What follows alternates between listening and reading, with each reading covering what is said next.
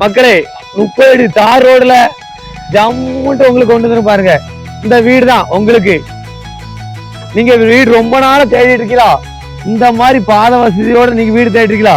பாருங்க, ரோட்ல இருந்து ஒரு 3ஆவது பிளாட் தான். அருமையான வீடு கொண்டு வந்திருக்கேன். சூப்பரா இருக்கா? அது அட்டகாசமான வீடு, ஜம்முன்னு இருக்கும். வாங்க ஊருக்கு வீட்டிலே பார்ப்போம்.